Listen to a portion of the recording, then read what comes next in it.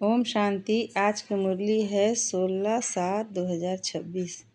मीठे बच्चे, यह पुरुषोत्तम बनने का संगम युग है। इसमें कोई भी पाप कर्म नहीं करना है। आज का प्रश्न है, संगम पर तुम बच्चे सबसे बड़ा पुण्य कौन सा करते हो? उत्तर है, स्वयं को बाप के हवाले कर देना अर्थात संपूर्ण स्वाहा हो जाना। यह है सबसे बड़ा पुण्य। अभी तुम ममत्व मिटाते हो, बाल बच्चे घर बार सबको भूलते हो। यही तुम्हारा व्रत है। आप मुँहे मर गई दुनिया, अभी तुम निर्विकारी संबंधों से मुक्त होते हो। गीत है, जले न क्यों परवाना। ओम शांति। यह सब भक्ति मार्ग में बाप ही महिमा करते हैं। यह है परमाणु की समा के लिए महिमा। जबकि बाप आए हैं तो क्यों न जीते जी उनके बन जाएं। जीते जी कहा ही उनको जाता है जो अडॉप्ट करते हैं। पहले तुम आसुरी परिवार के थे, अब तुम ईश्वरीय परिवार के बने हो। जीते जी ईश्वर ने आकर तुमको अडॉप्ट किया है, जिसको फिर सिरा शरणागति कहा जाता है। गाते हैं ना, शरण पड़ी मैं तेरे। अब प्रभु ही शरण तब पड़े जबकि वह आए। आपकी अपनी ताकत दिखाएं, जलवा दिखाएं। वही सर्वशक्तिमान है ना, बरोबर उनमें कशिश भी है ना।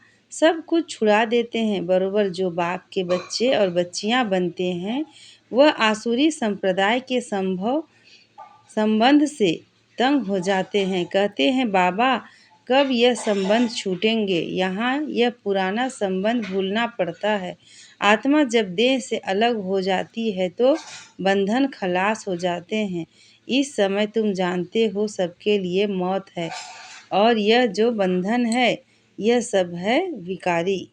अब बच्चे निर्विकारी संबंध चाहते हैं। निर्विकारी संबंध में थे, फिर विकारी संबंध में पड़े, फिर हमारा निर्विकारी संबंध होगा। यह बातें और किसी की बुद्धि में नहीं होती। बच्चे जानते हैं हम आसुरी बंधन से मुक्त होने का पुरुषार्थ कर रहे हैं। एक बाप से योग रखा जाता है, उस तरफ है एक रावण, इस तरफ है एक राम। यह बातें दुनिया नहीं जानती। कहते भी हैं राम राज्य चाहिए, परंतु सारी दुनिया रावण राज्य में है। यह कोई समझते नहीं है। राम राज्य में तो पवित्रता सुख शांति थी। वह अब नहीं है, परंतु जो कहते हैं उसको महसूस नहीं करते हैं। गाया भी जाता है, यह आत्माएं सब सीताएं हैं। एक सीता की बात नहीं, न एक अर्जुन की, न एक द्रौपदी की बात है। यह तो अनेकों की बात है। दृष्टांत एक का देते हैं।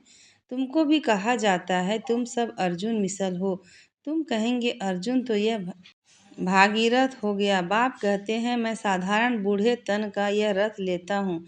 उन्होंने फिर चित्रों में घोड़ा गाड़ी दिखाया है। इसको अज्ञान कहा जाता है। बच्चे समझते हैं यह शास्त्र आदि जो भी हैं सब भक्ति मार्ग के हैं। यह बातें कोई समझ न सके जब तक 7 रोज समझाने का कोर्स न लें। भक्ति अलग है, ज्ञान भक्ति और वैराग्य कहते हैं। वास्तव में सन्यासियों का वैराग्य कोई सच्चा नहीं है। वह तो जंगल में जाकर फिर आए, शहरों में निवास कर बड़े बड़े मकान आदि बनाते हैं। सिर्फ कहते हैं हमने घर बार छोड़ा है। तुम्हारा है सारी पुरानी दुनिया से वैराग। अर्थात बात यह है, वह है हद की बातें, इसलिए उनको हठ योग हद का वैराग्य कहा जाता है। तुम बच्चे जानते हो यह पुरानी दुनिया अब खत्म होती है, इसलिए जरूर इसमें वैराग्य आना चाहिए। बुद्धि भी कहती है नया घर बनता है तो पुराने घर को तोड़ा जाता है। तुम जानते हो अभी तैयारी हो रही है। कलयुग के बाद फिर सतयुग जरूर आएगा। अभी यह है पुरुषोत्तम संगम युग। पुरुषोत्तम मास भी होता है। तुम्हारा है पुरुषोत्तम युग। पुरुषोत्तम मास में दान पुण्य आदि करते हैं। तुम इस पुरुषोत्तम युग में सर्वस्व स्वाहा कर लेते हो। जानते हो यह सारी दुनिया ही स्वाहा होनी है, तो सारी दुनिया का सर्वस्व स्वाहा होने के पहले हम अपने को क्यों न स्वाहा करें। इसका तुमको कितना न पुण्य मिलेगा। वह है हद का पुरुषोत्तम मास। यह तो बेहद की बात है। पुरुषोत्तम मास में बहुत कथाएं सुनते हैं, व्रत नियम रखते हैं। तुम्हारा तो बड़ा भारी व्रत है। तुम्हारे भल बाल बच्चे घर बार आदि सब है, परंतु दिल से मोहम्मद तो मिट गया है। आप मुँहे मर गई दुनिया। तुम जानते हो यह सब खत्म हो जाएंगे। हम बाप के बने हैं। पुरुषोत्तम बनने के लिए सर्व पुरुषों में अर्थात मनुष्यों में उत्तम पुरुष यह लक्ष्मी नारायण सामने खड़े हैं। इनसे उत्तम कोई भी मनुष्य हो नहीं सकता। लक्ष्मी नारायण विश्व के मालिक थे। तुम आए हो ऐसे पुरुषोत्तम बनने। सभी मनुष्य मात्र सदगति को पाते हैं। मनुष्यों की आत्मा पुरुषोत्तम बन जाती है तो फिर उनके रहने का स्थान भी ऐसा उत्तम होना चाहिए। जैसे प्रेसिडेंट सबसे ऊंच पद पर हैं तो उनको रहने के लिए राष्ट्रपति भवन मिला है। कितना बड़ा महल बगीचा आदि हैं। यह हुई यहाँ की बातें। राम राज्य को तो तुम जानते हो। तुम सतयुगी पुरुषोत्तम बनते हो। फिर यह कलयुगी पुरुषोत्तम रहेंगे नहीं। तुम सतयुगी पुरुषोत्तम बनने के लिए पुरुषार्थ कर रहे हो। तुम जानते हो हमारे महल कैसे बने हुए होंगे। कल राम राज्य होगा। तुम राम राज्य में पुरुषोत्तम होंगे। तुम चैलेंज करते हो कि हम रावण राज्य को बदल राम राज्य स्थापन करेंगे। अब चैलेंज किया है तो एक दो को पुरुषोत्तम बनाना है। भविष्य 21 जन्म के लिए देवताओं की महिमा गाते हैं। सर्वगुण संपन्न, अहिंसा परमो देवी देवता धर्म तुम जानते हो और कोई मनुष्य नहीं जानते। तुम दूसरे जन्म में पुरुषोत्तम बनेंगे। फिर इस रावण राज्य का कोई नहीं रहेगा। अभी तुमको सारा ज्ञान है। अब रावण राज्य ही खत्म होना है। आजकल तो समय का भी कोई भरोसा नहीं है। अकाले मृत्यु हो जाती है अथवा किसकी दुश्मनी कोई हुई तो उड़ा देते हैं। तुमको तो कोई उड़ा न सके। तुम अविनाशी पुरुषोत्तम हो।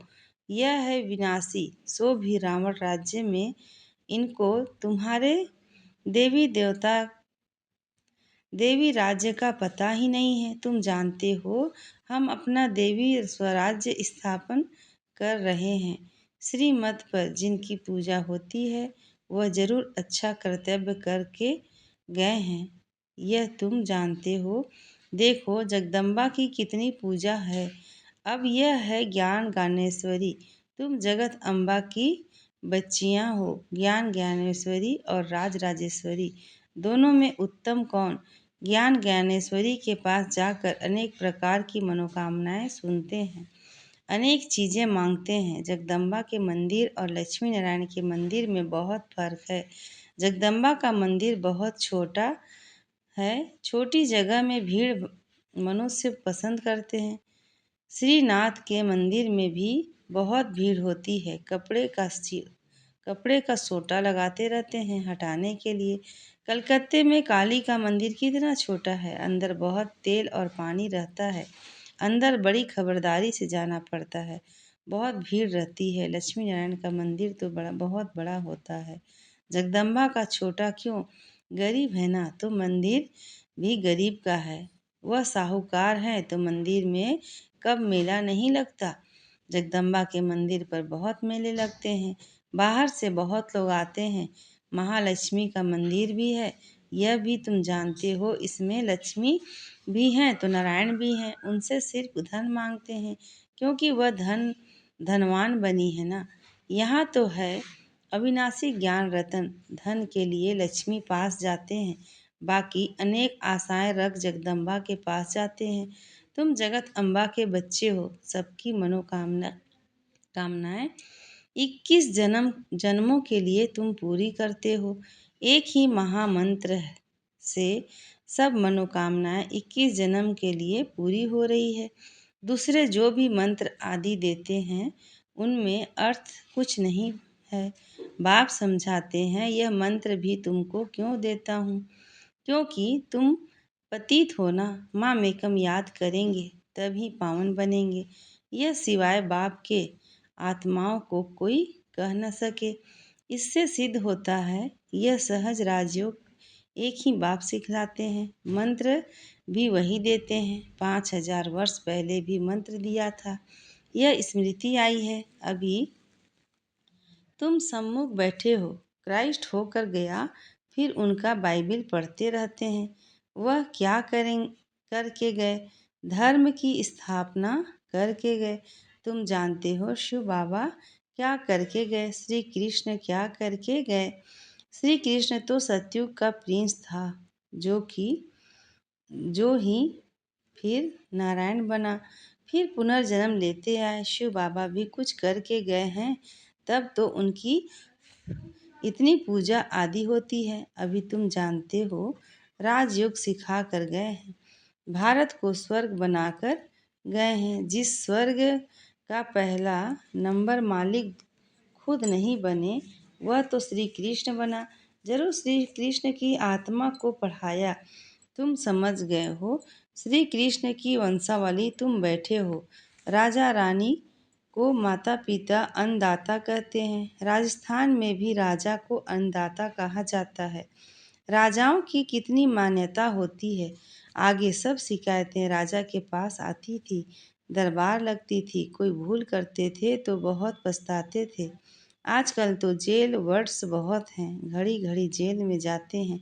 अभी तुम बच्चों को गर्भ जेल में नहीं जाना है, तुमको तो गर्भ महल में आना है। इसलिए बाप को याद करो तो विकर्म विनाश होंगे। फिर कब गर्भ जेल नहीं जाएंगे। वहाँ पाप होता नहीं, सब गर्भ महल में रहते हैं। सिर्फ कम पुरुषार्थ के कारण कम पद पाते हैं। उच्च पद वालों का सुख भी बहुत रहता है। यहाँ तो सिर्फ 5 वर्ष के लिए गवर्नर प्रेसिडेंट मुकर्रर करते हैं। तुम समझा सकते हो कि भारत ही देवी राजस्थान बना। अभी तो ना राजस्थान है और ना राजा रानी है। आगे कोई गवर्नमेंट को पैसे देते थे तो महाराजा महारानी का टाइटल मिल जाता था। यहाँ तुम्हारी तो है पढ़ाई, राजा रानी कब पढ़ाई से नहीं बनते। तुम्हारी एम ऑब्जेक्ट है, इस पढ़ाई से तुम विश्व के महाराजा महारानी बनते हो। राजा रानी भी नहीं, राजा रानी का टाइटल त्रेता से शुरू होता है। तुम अभी ज्ञान ज्ञानेश्वरी बनते हो, फिर राज राजेश्वरी बनेंगे। कौन बनेगा? कौन बनाएगा ईश्वर? कैसे? राजयोग और ज्ञान से। रजाई के लिए बाप को याद करना है। बाप तुमको स्वर्ग का मालिक बनाते हैं। यह तो बहुत सहज है ना। हेवन स्थापन करने वाला है ही गॉड फादर। हेवन में तो कोई हेवन में तो हेवन की स्थापना नहीं करेंगे, जरूर उन्हों को संगम पर पद मिलता है। इसलिए इसको सुहावना कल्याणकारी संगम युग कहा जाता है। बाप कितना बच्चों का कल्याण करते हैं, जो स्वर्ग का मालिक बनाते हैं। कहते भी हैं परम पिता परमात्मा नई दुनिया रचते हैं, परंतु उसमें कौन राज्य करते हैं यह किसी को पता नहीं। तुम समझते हो राम राज्य किसको कहा जाता है। उन्होंने तो राम राज्य को लाखों वर्ष दे दिए हैं, कलयुग को 40,000 वर्ष दे दिए हैं। बाप कहते हैं मैं आता ही हूँ संगम पर, आकर ब्रह्मा द्वारा विष्णुपुरी की स्थापना करता हूँ। सत्यनारायण की कथा भी यह है। सतयुग में तुम लक्ष्मी नारायण सर्वगुण संपन्न बनते हो, फिर कला कम होती जाती है। नया झाड़ तब कहाँ जाता है जबकि स्थापना होती है, नया मकान बनता है तो नया कहेंगे।